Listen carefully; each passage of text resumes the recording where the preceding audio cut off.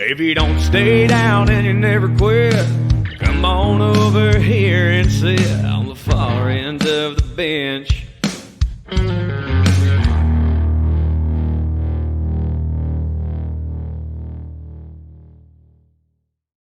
Now, Benchwarmers, I know it's only after game one, but in honor of the guest that we had on earlier in the week, which if you haven't listened to yet, go back and listen to when Terrell came and joined us. We have some big-time storylines to talk about, Niko. Some very, very big-time storylines. Yeah, the impossible happened. Not impossible to the two of us, but I'm sure everybody else around the country. The impossible happened. The Denver Nuggets have a 1-0 lead in the Western Conference Finals over the Los Angeles Lakers. If you ask the media, Jimmy, it feels like the Nuggets are down 3-0 already. So because the Lakers figured out the Nuggets. So they got that going for them. Yeah, we'll definitely, we're going to dive into everything. Thank you, everybody, for tuning in. Like I mentioned before, if you did not go back and listen to our episode on Monday that we released, it was live. So if you missed it live, you could still go back and watch the recordings on YouTube and listen on all audio platforms. We did break down the Western Conference Finals pretty in depth. We didn't really touch on the Eastern Conference. That's what we're kind of here to do. They're in the middle of game one when we're recording this. Real quickly, follow at FEOTB Pod. Subscribe to the YouTube channel. We are presented by the Variety Sports Network, proud show under that affiliation. Be sure to follow them at variety_sports_. If I seem out of breath, I'm not fat, I promise. Just got done with like a 2.5 hour wrestling practice. I'm not tired. It's just my lungs are taking a little bit to catch up. Plus, we live at altitude. Our blood's built different. Exactly. No, I'm interested, first off, to hear about your experience in the arena, because I don't like Darren Ravel, but he did tweet out it's probably the best game that we've ever seen, which I wouldn't go that far, but it was a very damn good game, closely contested. Nobody ever gave up. It's still very early in the series, and things could change around pretty quickly. But just from being in the arena, what did you see in game one of the Western Conference Finals? Well, being in the arena, I tweeted out before the game started, and this is the biggest home playoff basketball game we've seen since 2009. Right? Like, look, the last Western Conference Finals, obviously, it was in the bubble. That was a weird time. All of us were super excited to be Nuggets fans, and that was like the start, right? It was like, but I'm not there to watch the game. So how easy is it to track? Now, home game, home playoff atmosphere against the team that you were 0-7 all time against in the playoffs, 0-3 all time in the Western Conference Finals. That atmosphere is electric. Every single person there. And look, for a fan base that travels very well, like the Lakers, they got drowned out very quickly. I want to say it was probably 90-10%. 90% Nuggets fans, 10% Lakers fans. So kudos to all those season ticket holders, including my dad and such, that sold their tickets, if they were going to sell their tickets, because it was not a cheap ticket at all, to Nuggets fans, and that's how it should be. So and because look, that's one of the gripes I have about Broncos games, have about Rockies games, have about not Avs so much, but those other two sports, is that whenever you go to a Rockies game, go to a Broncos game, you're going to see a lot more Raiders jerseys, the majority, especially on your side, on the opposing sideline, than you're going to see Broncos jerseys. And same thing with Rockies fans when they play Cardinals or the Cubs, Red Sox, Yankees, whoever it may be. And look, there's 4 teams left in the NBA right now, Jimmy. 3 of them have a very long, storied, rich history, and one of them doesn't have shit. One of them is the redheaded stepchild that isn't supposed to be here. One of them doesn't have shit, and that's us. Okay, so to see a city back its team like this, like we did very similar to like how we did last year with the Avs, is just very, very cool to see from a guy that's obviously been a diehard basketball fan his whole life. I will tell you this. I was listening to it on the radio. I was playing video game. I like to shut my brain off, so I wasn't necessarily watching every second of it. I did watch the final minute and a half on the little ESPN app while I was playing, but I listened to a good majority of the game on the radio, and it was, loud. It was electric. Yeah, the crowd was into it. I know basketball is a little bit different because they do have kind of like the music and the background noise going constantly, but in the big moments, the crowd was in the right spots. Home court advantage, right? The series doesn't officially start until the road team wins. So we'll see what happens in game 2, because everybody and their mother, you mentioned the national media. I was listening to the Barstool podcast that I like to listen to. They also said it just feels like the Lakers are going to come back and put 40 on them. Really?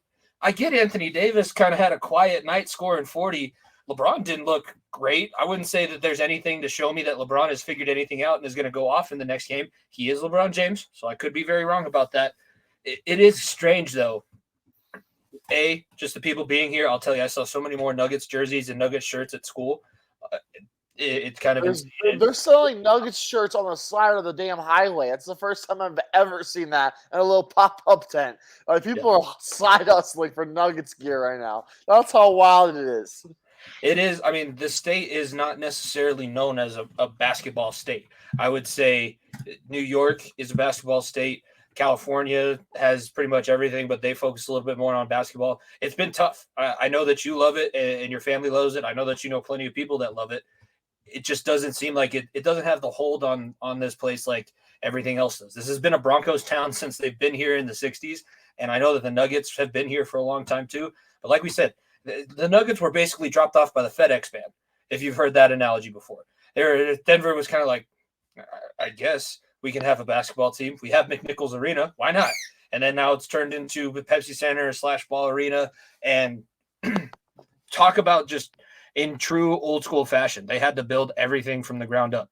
And they didn't do it by spending Cronkies have money to spend. They could spend a lot of money. They didn't do that. They did it the right way. Time on the fucking Nuggets and Avs. I'll tell you what. They spent it all on that $500 million building over there in LA and that team in England for their soccer club in England. So they don't spend a dime. Look, the Colorado Avalanche and Denver Broncos don't have their own practice facility. They're one of the few teams in the whole. Where do the Nuggets practice? They practice in a little one gym, small practice gym that's in the arena. That is part-time Nugget stuff, part-time whatever. It's like on the very, very top of the building. So that's where they practice, unfortunately. And obviously the Avs practice at the Family local sports. ice rink that's right down the street from you and me. Yeah. So that's all you need to know. I passed it on the way home from the restaurant that we just ate at. It is wild because all of these other places, I don't get it. I really don't get it, but I do. They want the teams to be good. They want to develop their talent, and they want to be able to use their players. It's not like they don't want to make money on the Nuggets and Avalanche, but it is very much like everything made gets funneled into these two much more important pieces in their mind. And that's why we have the issue with Stan Kroenke. I know our guys at VSN have other issues with him. We can talk about that at another time when we're in the dead of the summer and have nothing else to chat about. But this is – I mean, we said it with Terrell. I said it. The Nuggets haven't chased the series yet in the playoffs. As of right now, they are not chasing the series. Winning game one was big. Not saying that there can't be – I don't want there to be a letdown, but that is kind of the spot where we have to talk about because it took everything. And all Scott Hastings was saying was like, damn, Jamal, I get that he played very well, but he looks dead. He looks tired. He's still feeling that illness. So – There was a little bit of – there's some concerns. I will say that. There are some concerns. What are they going to do now that they have the 1-0 lead? Are they going to be able to handle it? What's going to happen when they go back to L.A.? All of those things that it's very valid to bring up and it's valid to point out.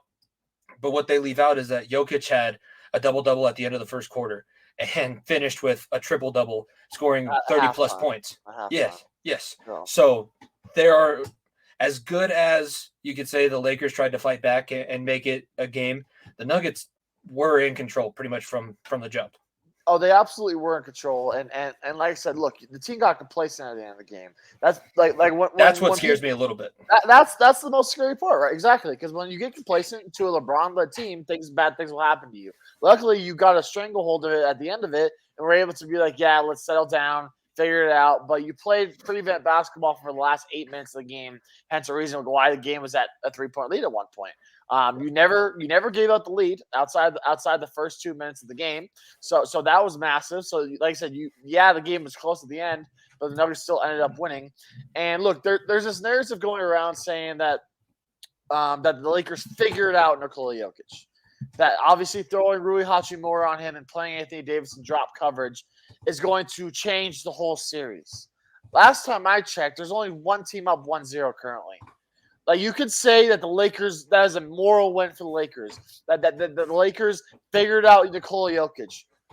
Brother, he still had 40, 20, and 12. I was going to say, figuring him out. That's not figuring him out. But sure, you're not the first team to do drop coverage. Ask what happened in Minnesota. Rudy Gobert did not guard Nikola Jokic. It was Karl Anthony Towns, and they put Rudy Gobert on Aaron Gordon and put him in drop coverage, and Aaron Gordon punished the shit out of them for that round one. Draymond Green did it last year's playoff run. Obviously, that worked out a lot better for them. There's not the same amount of players around the Denver Nuggets that last year compared to this year. Like there's a much different team around Jokic right now. Like brother, I cannot say this enough. Figuring him out means what? Right? Figuring him out means what? You had the best game you could have had from Anthony Davis, 40 points, 40 and 10. I don't think he's going to do that again. I have a hard time thinking he's going to do that again. 40 minutes. He played 40 minutes at elevation, and the dude barely plays 3 games in a row all year. Exactly. And to piggyback off of that, Austin Reeves and Rui Hachimura combined for 40 combined points. And you still lose. Look, Austin Reeves is no doubtly the third best player on this team. Like there's D'Lo is nothing. Schroeder is not him. Don't tell D'Lo that he's nothing. D'Lo thinks that he's something. But he's easily the third best player on this team right now. And what I was saying was, you hold LeBron and AD to under 60 points, you're going to win every single game. Plain simple. You held them to 66 points. That's above where you wanted that average at, and you throw into the factor that Reeves and Hachimura dropped 40 combined. That's what the problem is. That's exactly what the problem is. Because look, it wasn't AD, it wasn't LeBron getting it back in the game. It was LeBron getting the switch on Jamal Murray, because you threw Jamal Murray on Austin Reeves, and you said, and LeBron, for whatever reason, the Nuggets did not go under the pick, did not do any of that. They just automatically switched on poor Jamal Murray, who was battling an ear infection. And LeBron said, okay, you want to come double team me? I'll just leave Austin Reeves in the corner open for 3. He had, I think it was 4 or 5 threes, and that obviously crawled themselves back into the game. And look, there will be defensive adjustments. Mike Malone was very, very pissed off with how the defense, and I was too. I think the defense was very lackluster, but in the end, you're up 1-0. And you have a lot of things improvements. Lakers fans realizing everything went in for them and blah, blah, blah. Little known fact, the Denver Nuggets take some of the highest percentage of basketball shots in the league. You got out-rebounded by 17 points. 12 of those out-rebounded were from the offensive end. Like those easy shots, yeah, the high percentages are high. Yeah, Jokic hit a fadeaway 3 at the end of the third quarter. That was a Hail Mary shot that sunk you guys, basically. But if you're really going to say, yeah, this high percentage isn't going to keep up, look at what happens the whole entire playoffs. It's been KCP, it's been Bruce Brown, it's been Michael Porter Jr., it's been Jamal Murray getting all these good shots. It's funny when Baku Kapazu and Austin Rivers aren't your starting backcourt that you can start to make shots. It's crazy, right? It's really crazy. No, that's another thing that I heard, that it was lucky shots, like shots that you were like, oh no, yes. But sometimes that's the way it goes. It could have gone the other way. We talk about similarly in hockey. You hit 2 posts. Those could have been posted in. They could have been posted out. But you hit 2 posts. You might have rimmed it around the hoop 3 different times. But if it falls, it falls. You can't take that away from what this team has been able to accomplish. And I do think they're going to figure out a way to get into the paint. I think they wanted to show. It might have been a little bit of a flex, like show we can win from the outside. Because guess what? That's where – it still pains me to say, but Anthony Davis shooting those threes in 2020 killed you. Absolutely killed you. So if you could prove, hey, if you want to play that game, we will go ahead and try and go toe-to-toe. There's not a better coach right now that's left in the playoffs, maybe besides Spoelstra, at figuring out game-to-game adjustments. Absolutely. They're going to be at the shoot-around. They're going to be at the practice. They're going to be on the whiteboard. Michael Malone's going to be like, yeah, no, this is what we got to do. This is how it's going to work. If they're going to do this drop coverage, if they're going to do that, this is how we're going to attack it. If they're going to switch on this pick, this is how we're going to attack it. That's the great offensive mind of Michael Malone. Defensive adjustments, Michael Malone has done a hell of a job all season long. People forget, we were the 27th ranked defense going into the Christmas Day game. That changed very quickly, obviously, and we were a top 10 defense by the end of the year. Those small adjustments throughout the season were huge. You don't think that game-to-game adjustments, defensive adjustments are going to happen? And I agree. Same thing will happen to Lakers. But what's going to happen when the drop coverage all of a sudden gets exposed? You have to throw 15 to 20 different things at the best player in the world to stop him.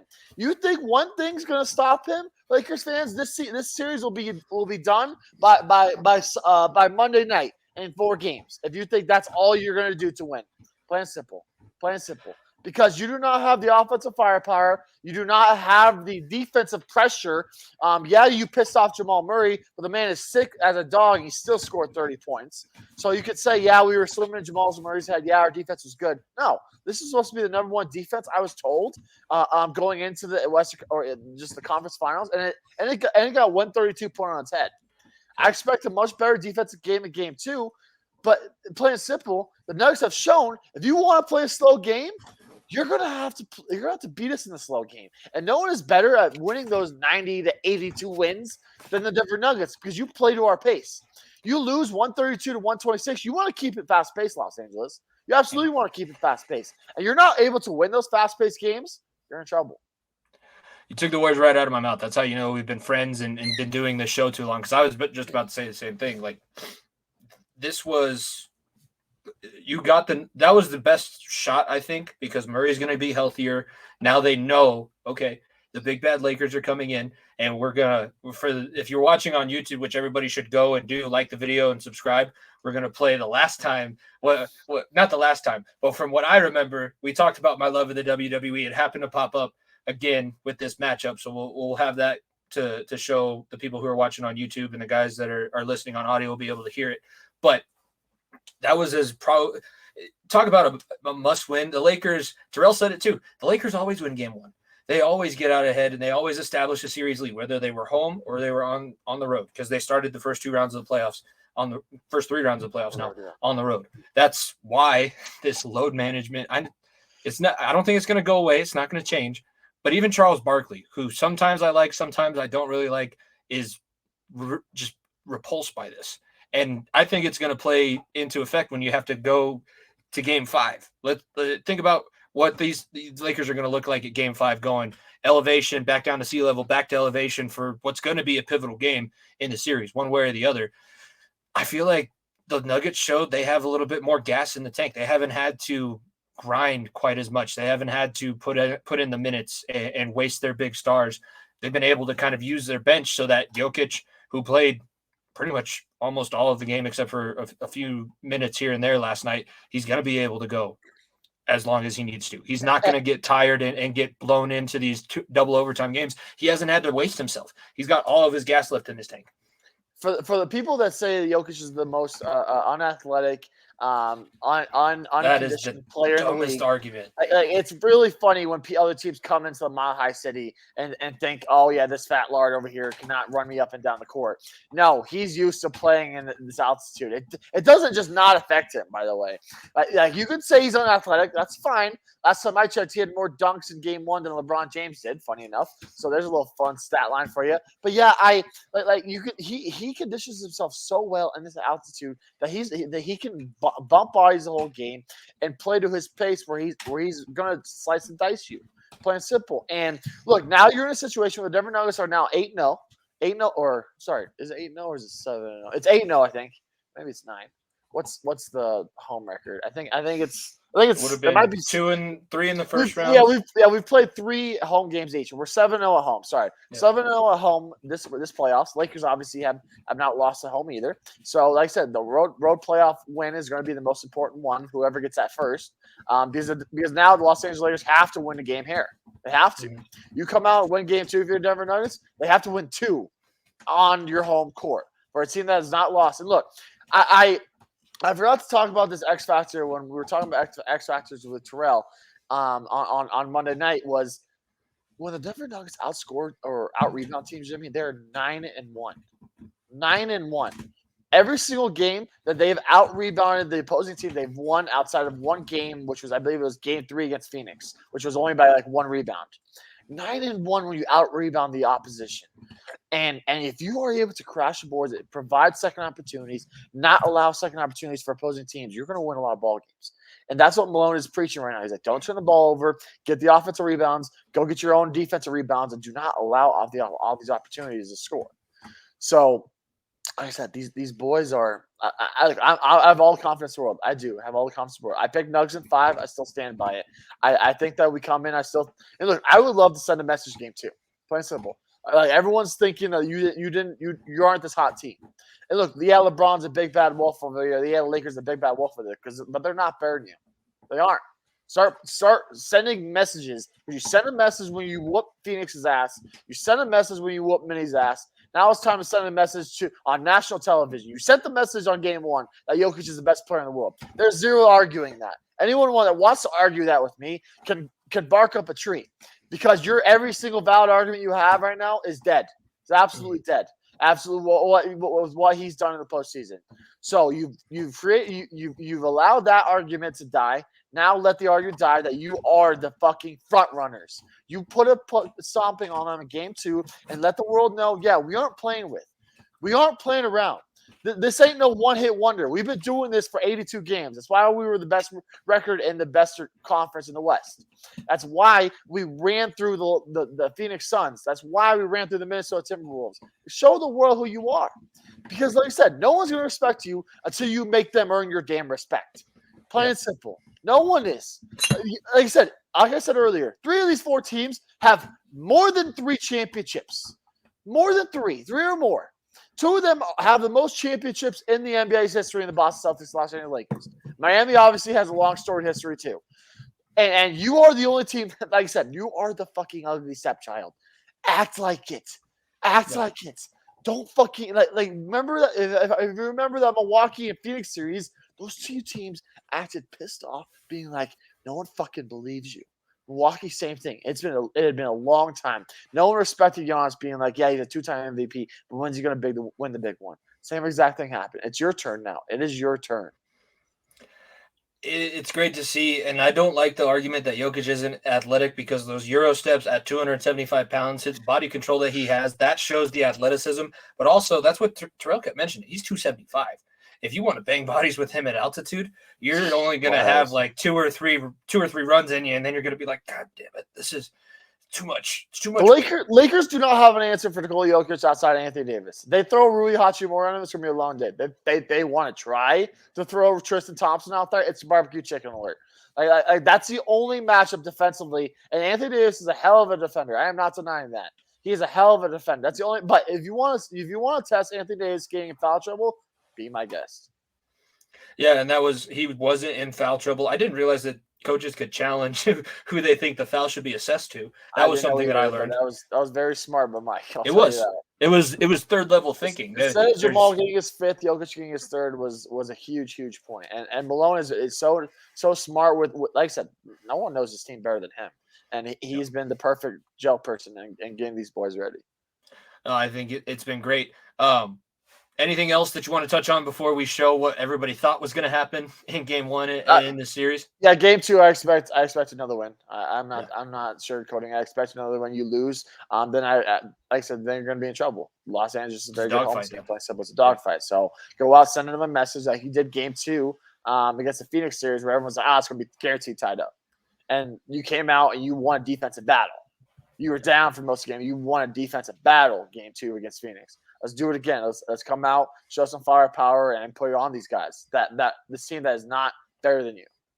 And don't think that you've already killed this Lakers team. They're not in the same place that Phoenix was in game 6. They're not in the same place that Minnesota was at the end of the series. You can get them to that point. If you send the message like we've been talking about, you can get them to the point where they're ready and on the verge of getting ready to go 1-2-3 Cancun. But up until then, if you get a 2-0 lead, then you're in the driver's seat. If it's 1-1 going out to LA, then everything switches. The conversation shifts, and we're sitting here talking about, okay, now Michael Malone has to do something to steal a game in Los Angeles, which is going to be a difficult task. But I trust him. I trust the players that they have on the court. Everybody is playing to their role. Nobody's upset that they're not getting the ball enough. Nobody's upset that they have to play defense, even though they didn't really play all that much. They were attacking the ball. I will give them that. They did not let the Lakers stand there and dribble and try and do all these fancy moves and ball handle. They were just, if you're going to sit there and dribble,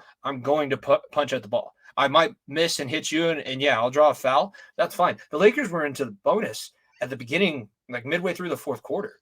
I'm aware of that, Jimmy, and that's where the fouls come into play. And look, what I say, like your buddy Tim thought I was complaining already and making excuses when I said that you're playing the referees too, but it's a fact. It's a fact, plain and simple. You lost the free throw battle 26-22, and that's where you need to keep it at. Plain and simple. You do not want to be in a scenario where it's 40-10. You keep it at 20-20, somewhere around there, around that free throw range. You're probably going to lose every single night. But I believe there was like 12 to 14 free throws for the Lakers in that fourth quarter. And like I said, Adam Silver's going to make those calls in and be like, hey, get a close game. I know that the Nuggets are good, but keep it a close game here. And those referees will get those fourth quarter fouls for them. Plain and simple. That's just how it goes. That's just how it goes. And I'm not making excuses. I'm just stating facts. That's what the Lakers, since I've been born, have gotten those type of calls every single fucking playoff game they play in. And right now, the Denver Nuggets are good enough to fucking withstand that. And we need to keep that and not make that a storyline going to game 2, 3, 4, and however long we go. I agree. We're going to give you a little throwback Thursday since that's the day that you guys are listening to this. If you're a big WWE fan, you might recognize one Mr. Kennedy. But yeah, we'll get into this and we'll talk about the Eastern Conference Finals since that game is it wrapped up yet or is it close? It's the last few minutes because we can talk about what happened going up to that because our good old friend over there is already out of the playoffs. That fun little city in Philadelphia we haven't talked about, so we can let that game end. Yeah. All right. So blast from the past. Hope you guys enjoy. Be sure to check out the YouTube and we'll be posting this clip on our socials as well. But here's a little blast from the past. On your feet. Time to greet your Los Angeles Lakers. Oh, and Kennedy. John Cena exploding into the ring. The controversial John Cena erupting in this main event tonight. In stereo. Playmaker. MVP with a cover. The Lakers team wins. RKO by Orton. Oh. Look at this. My God. Look at this. Look at the string. What a suplex. What an ending.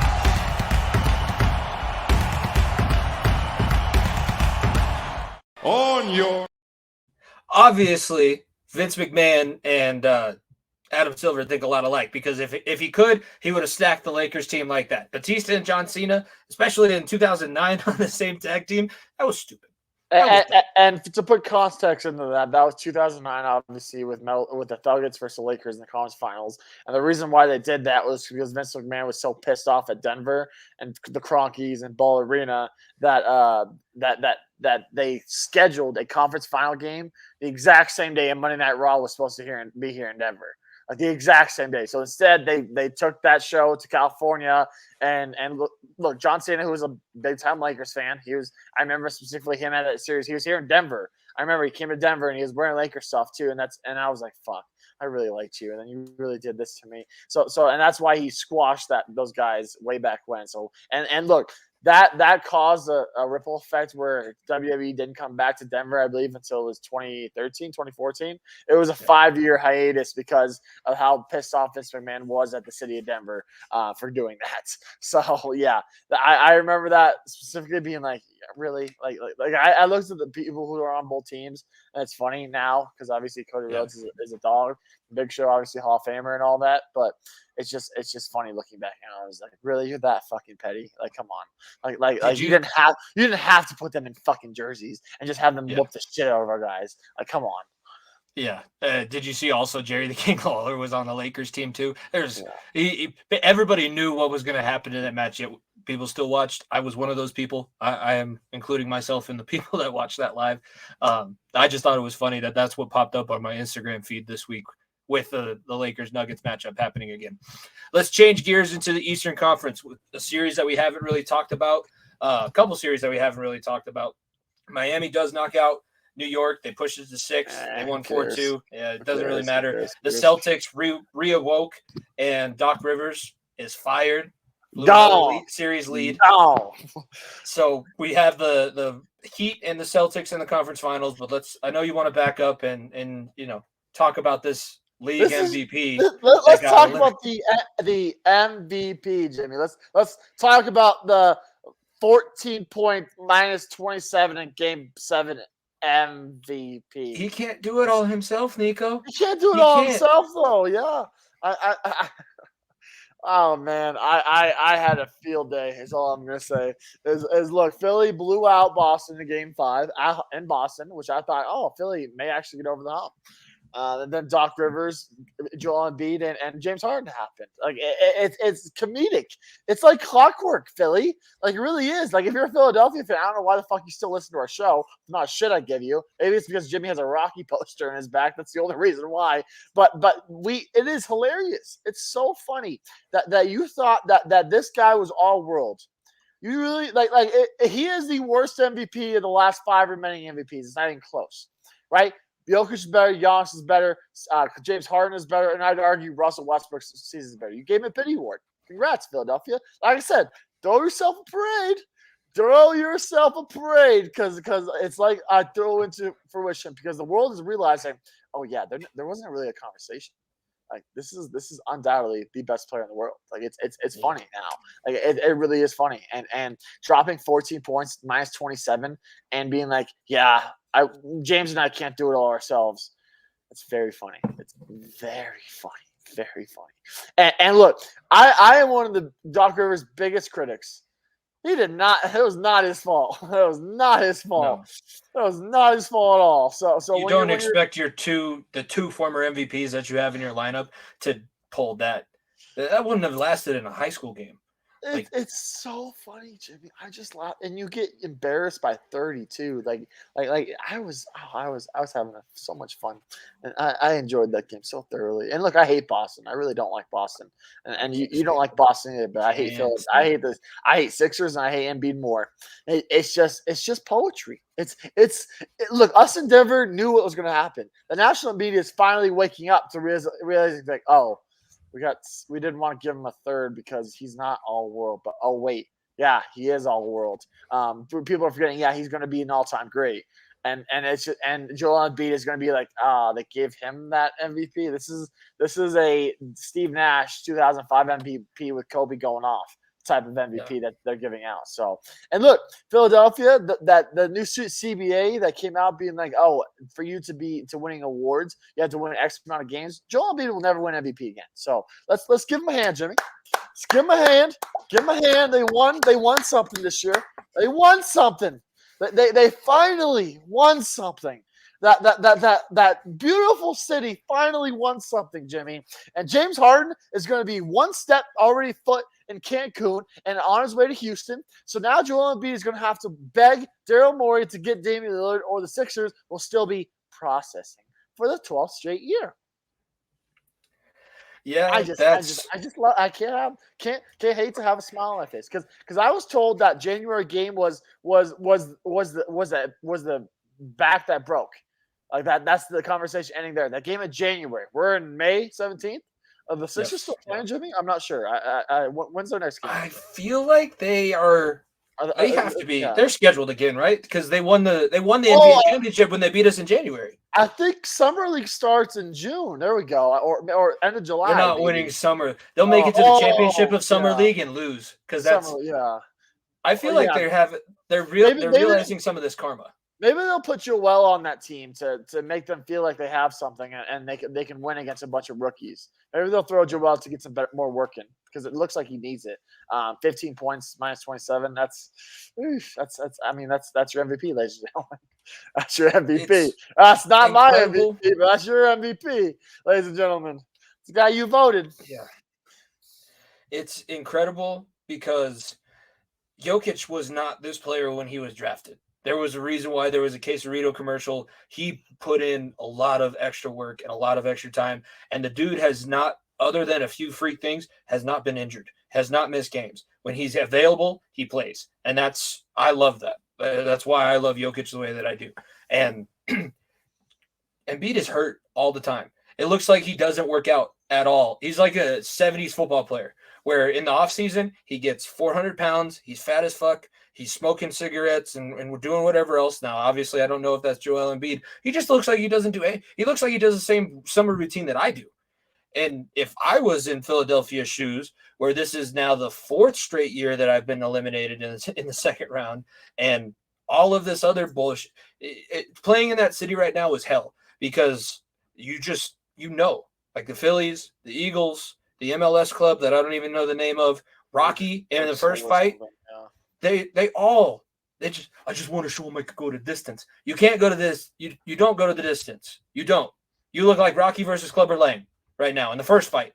Not the second one, the first one where he was fat and slow and got his ass knocked out, kicked around, all that shit. So it's just like Jimmy. They have to figure out. If I was the Sixers, I would put Embiid on a mandatory workout regimen over the summer. You cannot get over 300 pounds. And you have to get on a diet. You have to be able to maintain, keep you on the floor because Philadelphia is going to hurt from you. And look, your best player next year is going to be Tyrese Maxey when James Harden leaves you for Houston. Yeah. It's funny. It's like people don't want to play with a guy that ball hogs constantly and wants to play ISO ball to win a ball game. James Harden, cough, Joel Embiid. Like, it's funny. It really is. Like I said, I was told by all these Philly guys that your team is so better. This is your chance to win it all. Blah blah blah. And like I said, your Super Bowl was January 18th or whatever it was. That was your Super Bowl. Congratulations, ladies and gentlemen. You won a January game. Raise that banner. Raise that banner, ladies and gentlemen. Raise that banner, Philly. Raise that banner. Become the Nashville of the NBA, please. Please become the Nashville of the NBA. That's what I want. And then on the other side, we said the Knicks were dead when Julius ran. Talk about another guy who needs to be on a workout regimen over the summer because he's a first-rate train out of New York. That poor man is done with New York. I would be too, but done with New York. He didn't do himself any these guys don't do themselves any favors. I just listened to the Barkley interview on Chicklets, so he's going to be who I keep coming back to. But he said he had guys around him when he was young and 300 pounds. Like, you're fat, you're lazy, you're not playing until you get down to 265. Yeah. Something like that has to be implemented. If I was a Philly fan, I would be, instead of climbing the poles and pissing off your police department for celebrating bullshit, how about we stand on the table and actually tell Joel Embiid, you can't, you have to work this summer. There is no off season. If you want an off season, then we're going to continue to get the same product that we've gotten the last however many years. You're still going to be processing, and New York will still be a mid-franchise. Like I said, in our lifetimes, Jimmy, mid-franchise. Like the Knicks have been nothing. People under the age of, I want to say 30, Knicks have been nothing. Literally nothing our entire lives. There's no stigma. There's only stigma that is around that franchise is the building that they play in. That's the only thing that we recognize as history. And the Knicks right now, still nothing. Absolutely nothing. Congrats, you got past Cleveland, who was not obviously ready for the spotlight, but the Miami Heat definitely were. Yeah, and the Heat continue to do so because I guess that's a good way to get into the first game of the Eastern Conference Finals. Ends 123-116 in the favor of the Heat. So the 8-seed Heat are now leading the number 1 seeded Boston Celtics 1-0 in that series, and did it in a comeback fashion because the Celtics were winning this game, and they did have a lot of opportunities to try and put this away. I've been seeing a lot of different stories about Jimmy Butler, and that is a guy that if he could, I would like to put him on the Nuggets. That would be another guy, just that mentality. It was the story. I think it was when they were in wherever he was playing with Karl Anthony Towns. It was Minnesota. They were doing a summer scrimmage, and he was in the middle of a contract holdout, and he didn't practice. They showed up for the scrimmage, and he didn't even score. He was just stealing the ball from everybody that they thought. He played with all the scrubs and the second and third teamers, and still dominated. The story goes that when he was in Minnesota, they had it was like the first month of the season, and he wanted to get traded so badly. He was so done, and he said, "Put me with the fucking last guys on the bench, not the bench players, the guys that don't get any minutes." And he I'm pretty sure he what we call a pickle. In pickleball, it's called pickle when you beat a team 12-0 and beat the starters that badly. So, and that started a whole ripple effect of him getting traded to Philly and him leaving Philadelphia to Miami, and it was one thing after another. But yeah, look, Jimmy Butler. I'll say it, he's the second best player left in the playoffs. It's not even a question. Like he is the second best player left in the playoffs. I know, and some will argue first, but he's definitely in the conversation. He's been that good. Like he's been that good. Boston is a very, very, very good ball club. Don't get me wrong, but Boston fucking has more mental mistakes than Philadelphia. They are Their not coaching mentally isn't ready. as solid. Them. Every single team that the Miami Heat have faced are just not mentally strong. I don't like Milwaukee, obviously with Budenholzer, and without Giannis, they beat them very easily. New York, not mentally strong. The Sixers, I thought they would have beat them in 5 games. The Boston Celtics, now with a 1-0 lead, the Heat are in the driver's seat. They absolutely are. They took care of what they needed to do because right now, look, there's nothing more that Pat Riley and Eric Spoelstra take into account into a series than game by game basis. Like they do it better than anybody. I'd be like, you know what? That's one game. If we get 2, that'd be nice. But let's go back home, and secure home court and finish this at 5 or 6. That's the thought process right now. You took care of business where you should be, and let's get to the next point after that. So, and look, Jimmy Butler has been all world. He's been absolutely all world. It's been a one-man wrecking crew. It really has been. Bam Adebayo been good. Max Strus been good. Kyle Lowry obviously has that championship pedigree, which helps. He's been very good. But like I said, I expected a 7-game series. I still think this series will be a 7-game series. But Boston right now, look, I would love a Miami versus Denver finals. Okay, I would very, very, very, very much like a Miami versus Denver NBA finals. Knocking on wood that we get to that point, because there's gonna be some friends that there are gonna be some friends here that'll be on the show that we'll be able to talk some shit with. But yeah, Miami is a problem, Jimmy. Miami is absolutely a problem. And look, and to the common basketball player mind, this may be a surprise, but to me, it's not. Once I saw, Miami is always a tough out in the playoffs. They always are. Doesn't matter who the hell they're playing or who's on the team. Spoelstra, Pat Riley, and company do a hell of a job coaching circles around the opposition and just taking it a game-by-game basis, being like, yeah, we're better than you, and we're mentally stronger than you, and we're going to beat you where it hurts. That Heat culture is real, and Jimmy Butler embodies the Heat culture. It's the same thing we saw in the bubble. It's eerily similar, where he's just playing his guts out and leaving it all. Playing with a sprained ankle doesn't matter. He just wants to win. He wants to be a winner more than anything else in the world. That's all he cares about. The Heat and the Nuggets are the 2 teams that find guys that fit the mold perfectly to the teams, right? Aaron Gordon, Bruce Brown, Jeff Green, Christian Brown fit the mold for Denver's personality perfectly. Miami, getting Jimmy Butler, getting Kyle Lowry, getting Gabe Vincent, Max Strus, getting Tyler Hero, Bam Adebayo, all guys that probably would be very good role players on a lot of teams, but they're stars in the making. Plain and simple, because of what team they're on. Plain and simple. Mm-hmm.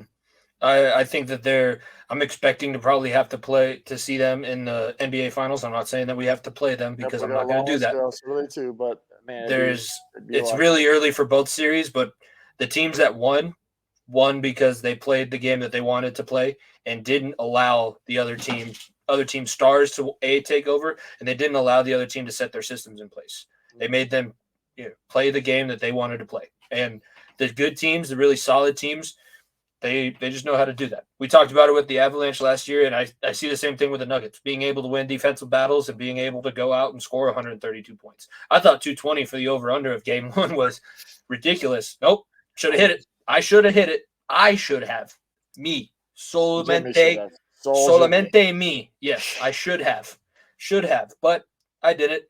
Hey, you guys should be listening. You guys should be listening to us and being smarter than us. But no, this is, this playoffs have been great for the NBA, and hopefully they continue to be as competitive as they have been up until this point, because the NBA kind of needed it. Oh, they absolutely needed it. And a Miami versus Denver finals may cause dramatic changes to the landscape of basketball, is all I'm going to say. Before we move on to hockey, there is one other breaking news that came out of the NBA. The San Antonio Spurs won the Wembanyama sweepstakes, getting the number 1 pick. It looks like Popovich will probably coach till he's 105 years old. And look, the San Antonio Spurs obviously have that great that great repertoire with international players. Tony Parker, Manu Ginobili, obviously Wembanyama, the 7'5" freak in nature that people are calling the next Kevin Durant, with that long length. Pause on that. He gets to go to the Spurs more than likely, and I'd be very, very surprised if he doesn't go to the Spurs because of those French ties with Tony Parker, obviously. And like I said, it's I put it on the scale of the Blackhawks getting Bedard of the Spurs getting Wembanyama, because Wembanyama, although he may not be as all world as Bedard, he is the best talent we've seen come out of the Europeans, especially in a long time. So he could be that next unicorn of sorts. And look, the Spurs obviously championship pedigree, same with the Blackhawks. It's unfortunate that the rich get richer, and they tanked at the perfect time again. They tanked at the perfect time for Tim Duncan. They tanked at the perfect time. They tanked at the perfect time of seeing for Wembanyama. But look, I have nothing but love for Pop. And look, the Spurs. I don't have as much of a hatred as I do for the Blackhawks, but I think it is cool that he went to a great spot. If he goes to Detroit, he's going to get fucking washed. He goes to Houston, he's going to get washed. If he goes to Charlotte, that's even worse. Like, San Antonio was the perfect spot for him to go. And then winning the lottery, the Spurs basketball, we could be talking about them in a couple of years, being back in the playoffs. And that's only like 3 years without making the playoffs. How wild is that? Talking about success, right? I mean, man, the rich just get richer. They are impressive. And the thing about these European players, too, is that they've been professionals for a long time. They're not college athletes. They don't have to worry about anything else. So he's hopefully, been professional since he's 14 years old, I'm pretty sure. Like, he's been playing professional ball since 14 years old, Wembanyama, in France. So that's just all you need to know. I just have the scene from The Longest Yard when he's playing ping pong with the great Kali. He's like, yeah, think back to when you were a kid, 10 feet, 6 inches ago.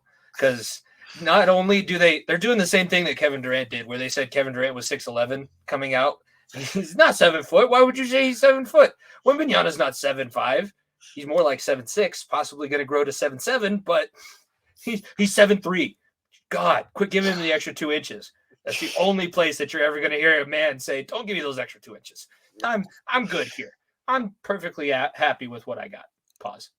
Pause. Definitely a big pause on that. Yeah, very 7 foot of pause. No, I think I heard about the lottery too. Doesn't look like it was as rigged as the NHL one was. No, not at all. And look, San Antonio had the second best odds, which is obviously a lot different. I think Blackhawks had 8th best odds or something stupid like that. So it's a lot different. So Spurs were one of the worst teams in basketball this year. But look, the Spurs are a place where if you're a Damian Lillard type, if you're a I don't know, you insert name here of young guard, why would you not consider going to San Antonio? San Antonio, you have one of the best coaches of all time, in my opinion, the best coach of all time, Greg Popovich. And then you have, obviously, this unicorn that will be on your team. Like, San Antonio, all of a sudden, they're going to be right back in the thick of things. The West will just get that much better. Teams like Minnesota, teams like Utah, teams like Oklahoma City better be on watch out. Because if they were able to get Wembanyama, we could be talking about them. But the Spurs in that repertoire, they're going to be right back to where they were in the 2000s and 2010s, especially. It may take a while to get back to the NBA Finals, but like I said, they have the mold, and no one molds their players better than Popovich. Popovich purposely tanked this year, and it worked out. When Popovich wants to coach, the Spurs will be in the play-in year every year in, year out at minimum. It doesn't matter who the hell's on the team. I guarantee it. I'll go on record saying this right now. The Spurs will be a play-in team next year. Like, that's weird to say that they're the second worst team in the NBA, but I think they'll be a top 10 team in the West. Like Wembanyama, he may not be the guy, but Popovich will put them in position to be contending for a playing spot, guaranteed. A lot of people said that the Spurs were going to be his perfect place to land, and it's like we said, it's poetic. That's what happened. Tony Parker is gritting from ear to ear right now, and seeing that his French boy that he mentored growing up is going to be with the team that he won a lot of championships with. It's good for France being aggressive for once. That's a good thing. Never happened before. It hasn't happened since the 1800s. But hey, you got to start sometime. Got to be aggressive and fight for what you need at some point. So I think it'll be cool. He's going to put another international scene between Luka, Jokic, even Embiid, but just these guys. Giannis, I mean, you can go down a Giannis. list of guys. Like Yeah. the international game is just so high level right now, and it's a kudos to how much the NBA has grown the game from like in the 2000s, starting to playing games overseas and doing all these different things against European teams has made such a big impact. I think the Dream Team effect still lingering a little bit too. Absolutely. That was the craziest time, and that's when the NBA kind of took off. It was baseball and football up until that point as the number 1 and number 2 sports in the U.S. And now it's so handily number 2 the basketball. It's not even close. Oh yeah, because the hockey, which is now a good transition. Why would ESPN pay for an NHL package if they're going to start Connor McDavid, who, if you're going to try and grow the game into a bigger audience, why wouldn't you want him playing at like 1 or 2 o'clock on a Sunday? No, let's have him play at 11:30. 11. I think it was 10:30 Eastern, but 8:30. Yeah, 8:30. But it's still they pushed it for a fucking Sunday night baseball game. That was 7-1 in the 9th inning, Jimmy. Like the game was out of reach. The Boston Red Sox and Tampa Bay Rays. Like you want to put the sport on the map, fucking figure it out. Like this is what we had gripes with NBC, right? Like there was fucking not enough hockey coverage, and finally switching to sailboats in the middle of a playoff game. Middle of a playoff game, and now the NBA. Look, baseball's not the fucking sport right now. It isn't. No one gives a fuck. And look, baseball has been a dying sport, unfortunately. I know you're a baseball guy too, and a lot of the people that listen to us are baseball guys. Baseball is the dying sport out of the 4 major sports. Hockey's only up. Basketball obviously has surpassed it way far and away. And football is obviously on a different pedestal. And right now you're the only thing you got going for you right now is that you have a history. No one else gives a fuck. Like no one else gives a fuck. No one gives a fuck about a Sunday night baseball game, 7-1, fucking watching Rafael Devers and the Boston Red Sox play Randy Rosarena and Tampa Bay Rays in a 7-1 ball game because it's Boston, right? Because it's Boston. That no one cares. You have the 2 best players. This look, put this in perspective, right? This is Mike Trout and Shohei Ohtani on the same team in hockey style. And yes, the Angels suck. And how they aren't good with those 2 players is crazy to me. But it's the same thing with the Oilers. This is it's a small market, but it's a game 6, a do or die game with the best player in the world. How do you grow the game like that? You don't. At that point, they were the only Canadian team left that was able to break the curse. The only Canadian team left, and like the only game in town. Fucking basketball game was at 1:30 in the afternoon. Yep. The game ended at 4 o'clock on Mother's Day. Look, it's just like I said, for 2 guys, obviously I don't watch a fucking lick of baseball unless it matters, or unless I'm at the game. And for you that obviously grew up playing the game and watch it a little bit more than me, but not much. Like I'm just blown away that what the national media does to the sport, because it is one of the most entertaining games in the world, and probably the best live experience at a professional game. Like there is nothing that matches the level of hockey. And like I said, you have opportunities. You have big time opportunities to put these guys on the map, and you just don't.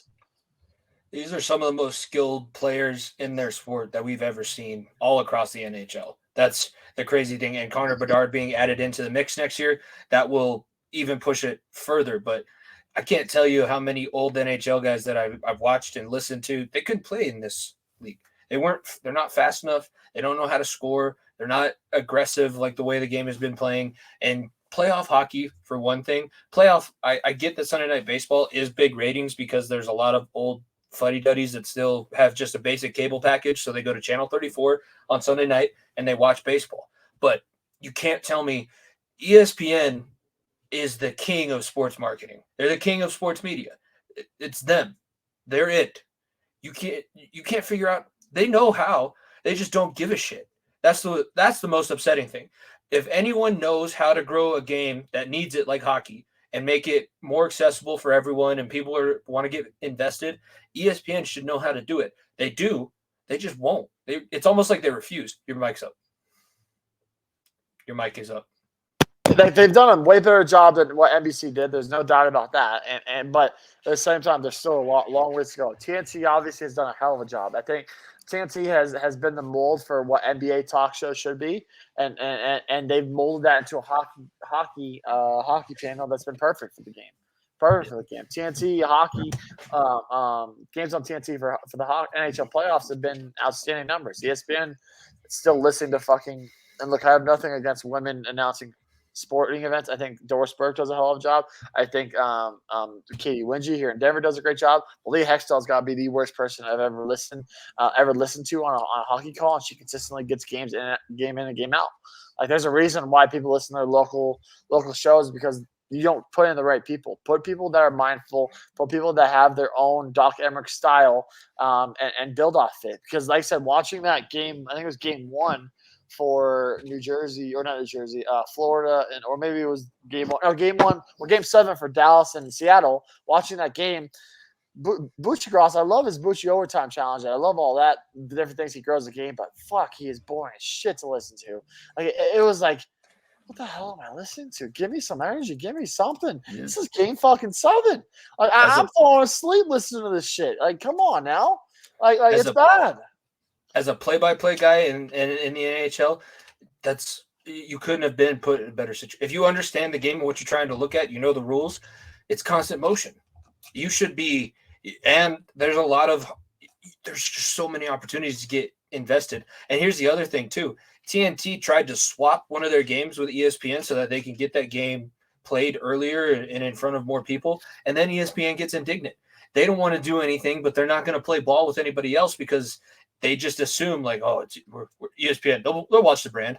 I haven't looked up the ratings. I guess I could do that and here in a second and get those ratings for that game 7, but there couldn't have been what they were expecting. And like we said, those are the 2 best players that you can watch in the NHL right now. The 2 most skilled. Yeah, that game 6 over the game 6 wasn't a game 7, but for the Edmonton. But yeah, it's just ridiculous. It really is. Like for a sport that we talk with other shows that hockey's their 3rd sport to talk about. Like it really is. And you and I, it's and obviously it sometimes is our 3rd sport too, but we talk about it nearly as much as basketball. Obviously we talk about basketball more when our team's in it, but there were times last year where we didn't talk a lick of the NBA playoffs. It was all Stanley Cup playoffs. Right now it's obviously flip-flop because one of our teams is doing as good as the other team did last year. But like this should be a front and center conversation. This sport it's not just some sport that people with no skill play anymore. It is one of the highest the sport that with the most skill of all the 4 major sports, and these guys are bigger, faster, and stronger than most of those guys you see other sports outside maybe football. I think that they're the best conditioned athletes just because of the way that they have to move, the speed that they have to play at, and then also still be in good enough shape to take hits. There were 500,000 less viewers. So the game Saturday between the Kraken and the Stars pulled to 2.05 million viewers. The game Sunday wasn't terrible, wasn't as bad as I was expecting, 1.65 million for the game Sunday, which could have been upwards of 4 to 5 because – at that point, you're right. The NBA game ended at 4:00, which would have been 6:00 Eastern. You can't tell me people were still out there celebrating Mother's Day. They probably ordered something or went out to dinner and they were back. Good home, yeah. They were probably back at the house. They could have had something on. Could have been you. And if you had a problem with it, and you wanted to put it so late, put the game on fucking Monday.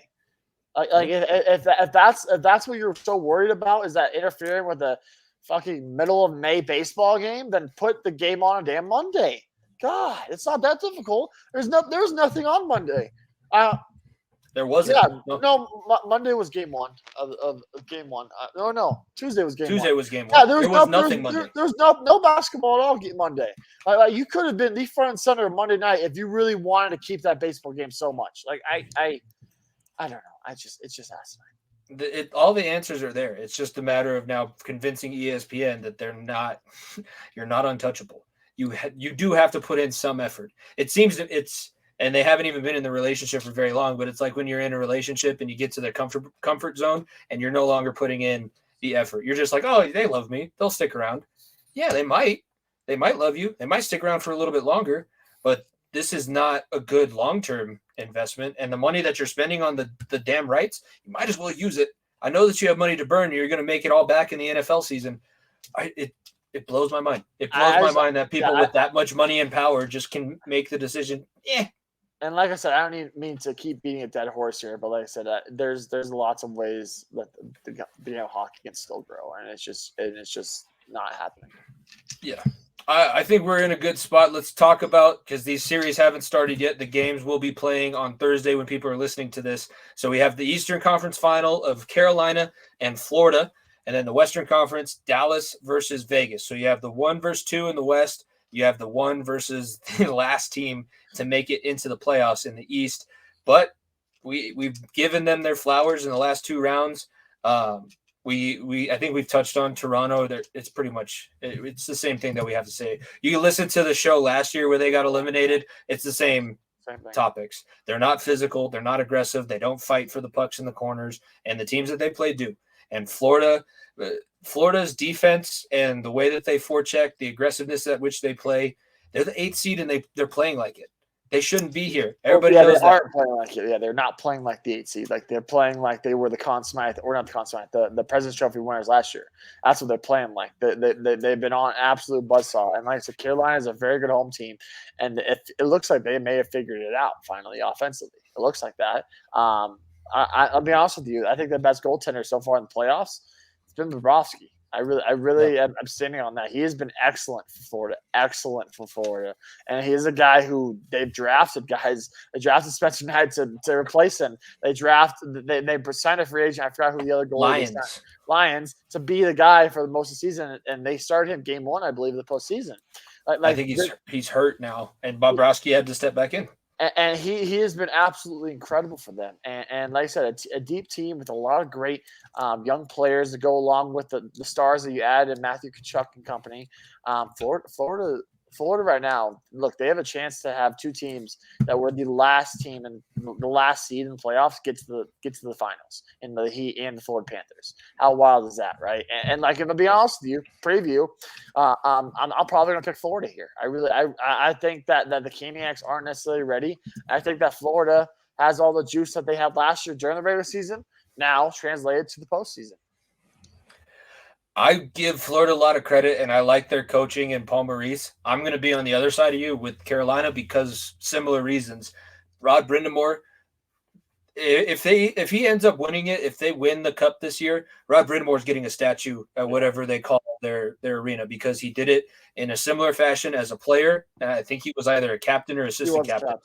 And now he's doing it as the coach, and he's doing it with no superstars, none whatsoever. You can maybe argue Sebastian Aho at some points. You were going to have Max Pacioretty. We've talked about that at nauseum this season where it sucks coming back from an Achilles and you pop your other Achilles. It's bad luck. And it's almost time where you have to consider, is the career still going to be there? Is it still worth trying to come back and do this for another 12 months?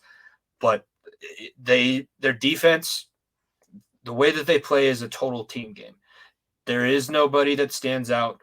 But you're always going to have a battle in the corner. You're always going to – it's no easy task trying to get in and close to their goaltender. Swayman or whoever else that they want to throw out there, Ranta, you're not going to get a whole lot of really good chances. You have to take advantage of the ones that you do, and those are the games that Carolina's lost so far in this postseason, when the teams are able to take advantage, get the puck close, and get it elevated over the goaltender. But in the last round and a half, that has not happened, except for one game. Obviously, Slam is the Boston guy, but Ranta has been the guy. And Anderson is what I was. Freddie Anderson is the other guy they've been running with too. And like I said, their lives have been very easy. Like we cannot say enough good things about that defense with Slavin and obviously Brent Burns back there for the Hurricanes. That's how they build their mold as ground and pound. We're going to try to beat you 1-0, 2-1. Those close games. We're not going to beat you 6-5. It's not how Carolina plays. So, and they've built that repertoire for them very, very well with the guys around them. I still don't think that they have the offensive firepower. I may be wrong. I'd love to be proven differently. But like I said, this is look. These are 2 teams that when you talk about the Eastern Conference about who's probably going to go to the Stanley Cup final, these 2 teams are in competition. They weren't. It was Boston. It was Toronto possibly. It was the likes of Tampa Bay. It was New York. The Avs No. I'm saying out of the East. for the out East.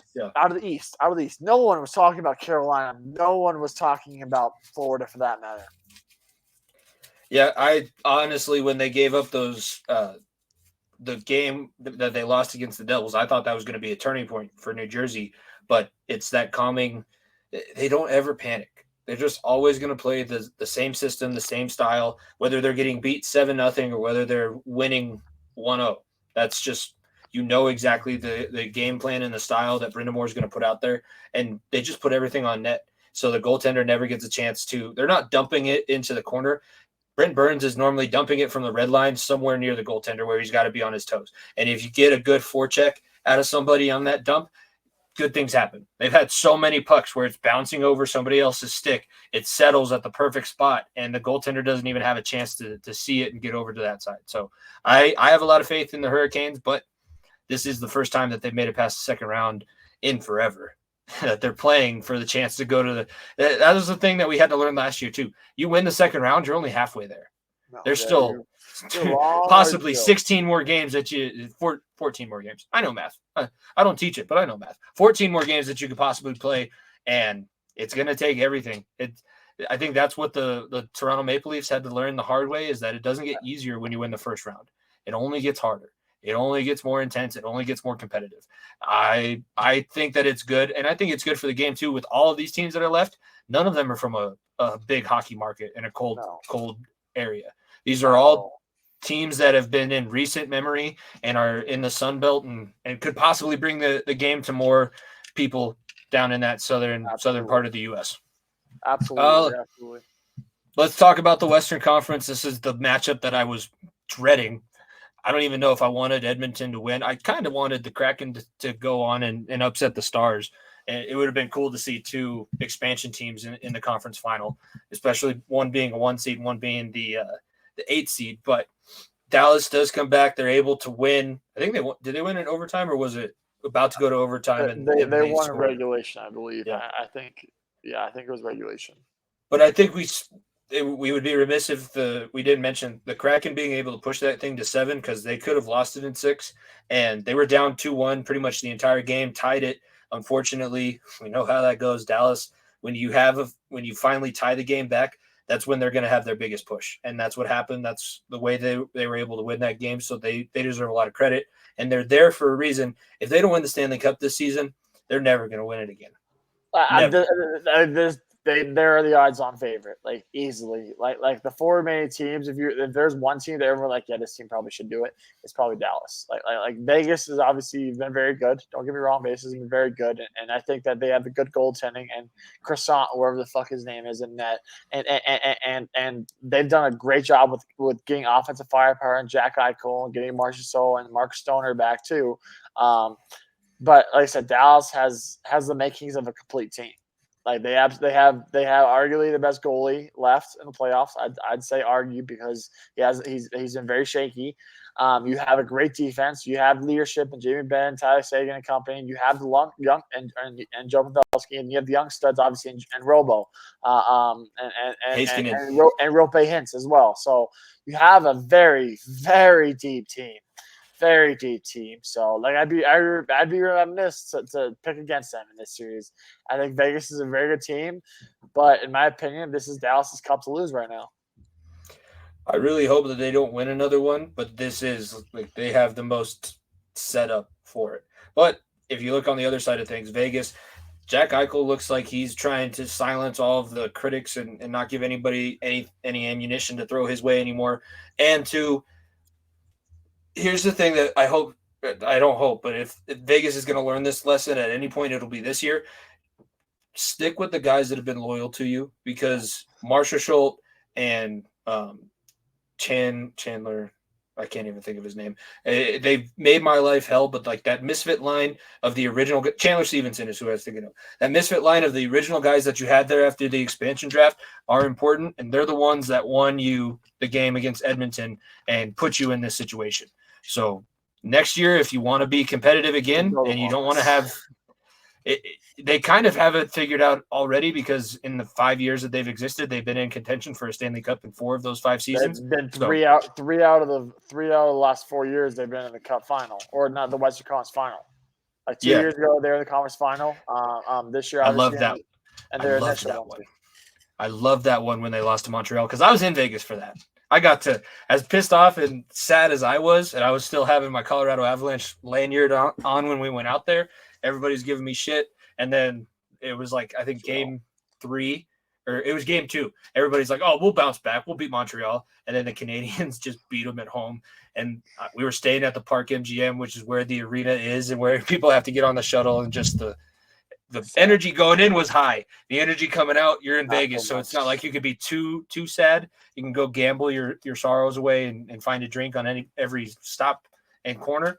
But no, this is going to teach them a lesson. I think it'll be good for their franchise in the future, but obviously they have something figured out. And I think the NHL too, it's better when the expansion teams aren't shit for 20 years. You don't have to build yourself to being an actual professional franchise. These guys are paying a lot of money for these new franchises, but they're also in a spot where they can get really, really solid players.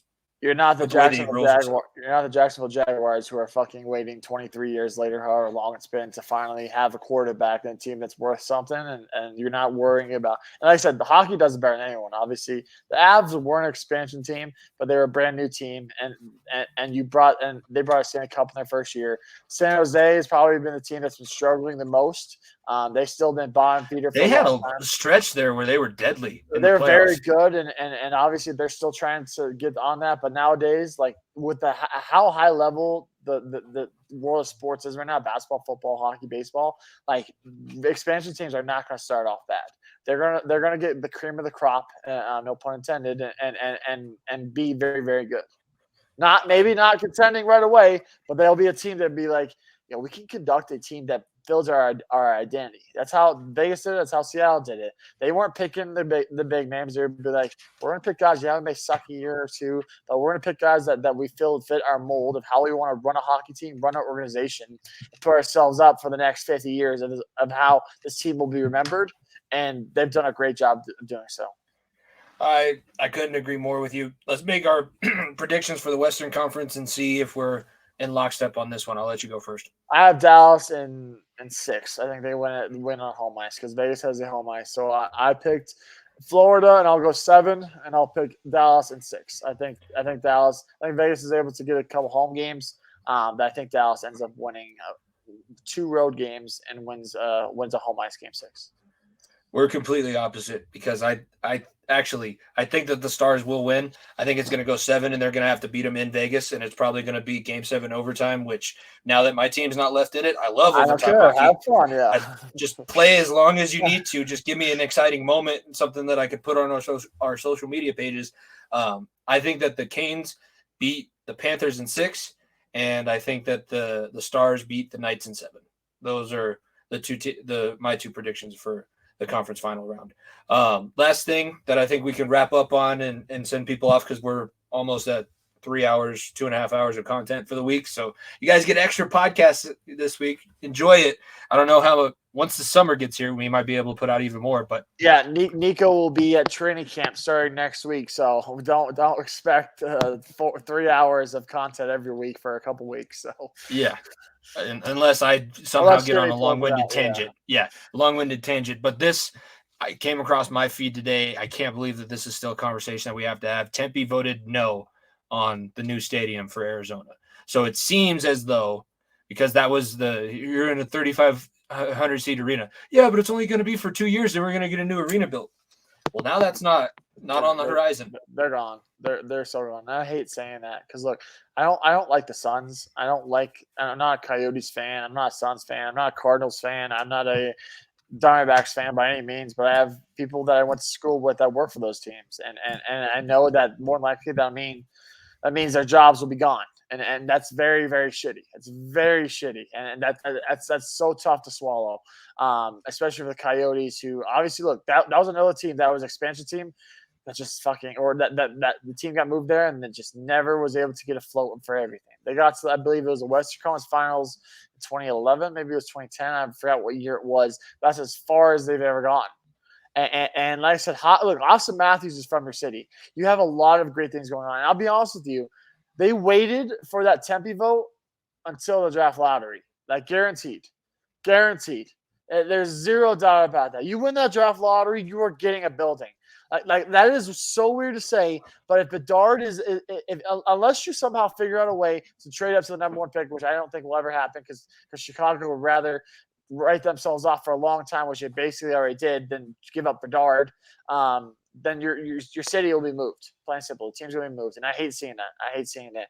A couple of proposed cities that I saw possibly another Toronto team. I saw possibly going back to Quebec. I think Quebec wouldn't be bad. I heard possibly along the lines of maybe Kentucky, maybe another East Coast team. One city that I think that would be interesting, I heard rumors Kevin Weeks pulled this out, Salt Lake City. Salt Lake City is a possibility. They have a nice arena there that they upgraded very, very well for the Utah Jazz. I think that wouldn't be a bad city. Obviously, the USA Hockey headquarters, partially in Utah, partially in Colorado, partially in New York. So I think that wouldn't be bad. There's a lot of opportunities. It's just sad to see because, like I said, I think if the remaining 4 teams have showed you anything, it's that you can be in a war market and you can still have a good hockey team. And Arizona is just not missed on every chance that Bettman has given him because Bettman wanted that so badly. He wanted Anaheim. He wanted Arizona. Anaheim obviously getting the Mighty Ducks movie is the only thing that keeps them fucking around. Like that's the only thing. They did win a Stanley Cup, so and winning the Stanley Cup way back when too. And getting Solani and Jagier. The Coyotes have never had that, Jimmy. They've never had a number 1 guy. Like best player in franchise history, Shane Doan. I was gonna say Connor Garland, possibly. Yeah, like Biznasty. These there's not a long list of guys. Like it's crazy because people forgot Gretzky was a part of this organization's ownership group from the beginning. Gretzky's number is 99. Is retired throughout the league, but they were one of the first teams to do it. Like once they started in existence, Gretzky didn't he coach them? He was the coach. Yeah, he was a coach. He had part ownership, and then they realized, you don't know anything about coaching. You're one of the greatest of all time. It's crazy. Yeah. Just ask Patrick Waugh the same exact question. Just do it like I did it. Nobody can do it like you did it. Like they've had opportunities, Jimmy. It's just sad to see. They have fucking some of the nicest jerseys in the world. I also heard Atlanta possibly too was an opportunity, which I think would be miserable too. I think you might as well keep the team in Arizona. But look, you sold out Mold Arena every game. Yeah, it's 3,000 people. Yeah, you're in a big market in Phoenix, but you're selling out a Mold Arena. You build a nice district, things could pop off. Look, they did a hell of a job. Phoenix did a hell of a job with that arena and downtown Phoenix for the Suns. That arena is beautiful. They like I said, they have Benihana. It's fucking one of the stands. They have Whataburger. They have In-N-Out. They have all these things. I'm like, holy fuck, I'm eating chicken tenders every fucking night at Pepsi Center, going to games on a random Tuesday against the Magic. I'm like, yeah, I could have watched some variety too. They've done a hell of a job. Getting in their own little district in Tempe. Tempe is already fucking booming. Issues there. Tempe downtown, like the bar scene there, it's incredible. Like if you go to Scottsdale, you go to Tempe when you're at school down there because of how crazy it can be. Like Arizona could be a hockey town. It absolutely can be. ASU's hockey program is great. Really good. You're just inability to just build winning franchise and good ownership and talk to the right people is just wrong. I would love, Jimmy, the only way Arizona is able to save this team right now is if a big name comes back. Is if a Gretzky comes back, be like, I'm not fucking letting this team leave. I'm going to buy a stake. I'm going to do what I can to try to convince these guys to stick around. The team is gone. The team is so far gone, unfortunately. And I hope for my friends' sake and people that I went to school with that work for the Coyotes that this isn't the case anymore. Because I know when they got kicked out of their arena, their original arena at Gila River, a lot of those guys lost their jobs and when they went to Tempe. And now, obviously, if the team moves, it's more than likely going to be the case as well. So I hope that isn't the case as someone that has ties to Phoenix. But like I said, Arizona, you need to get shit together, man. You really do. It wasn't one thing that I was expecting to see today. It's unfortunate, and yeah, it was a more. handedly vote. It was not even close. The vote wasn't even close. I was It's like what 20% more in favor of no. Like, do you want to keep a professional franchise here? Ask Seattle if they would have voted. If it came down to losing the Sonic, if that's how it went, if it came down to losing the Sonics or building a new stadium, they would have built a new stadium for the Sonics. Absolutely. They just I know a lot of people from like my buddies from Arizona don't follow. They watched the Avalanche when they were playing the Sharks. When we were down in college. They don't watch Arizona hockey. They don't watch the Coyotes play. It is a great market. Like I said, it is a great market. They love those D-backs. They love their Suns. They love their Cardinals. But for whatever reason, the Coyotes have just been the pissant. And it's funny because we have a pissant team here in baseball, but the team still you still be able to build a nice facility, a place where people want to go hang out at. Like in Tempe, that Tempe building and that Tempe Square, whatever the hell they were going to call it, would have been the perfect opportunity. Yeah, I think that's gonna probably a good place to leave it for now. We made our predictions. We talked about the basketball conference finals. We talked about the hockey conference finals. Like I said, go back, listen to our episode with Terrell. We're gonna try and get a few more guests on since Niko's gonna be out at training camp and won't be able to be on for quite as long for the next few weeks, but we're still going to have episodes every week. Be sure to continue to follow at FEOTB Pod. Subscribe, like the video, comment, tell us what you think about our takes. Tell us if you think something different. We'll be happy to debate with you all. But no, we appreciate everybody tuning in, and 138 in. Now, feels like after 100, it's a kind of a crawl, but thinking back on it. It's time to get us a second championship. We've got one in these 138 episodes. It's time by the time we hit 150, we'll have a second championship. Mark my words. Knocking on wood right now. I also. So thank you, everybody, very much for tuning in. For myself, Jimmy Pilato, co-host Niko Bryant, Far End of the Bench, episode 138. We will see you guys next week. Peace. If you don't stay down and you never quit, come on over here and sit on the far end of the bench.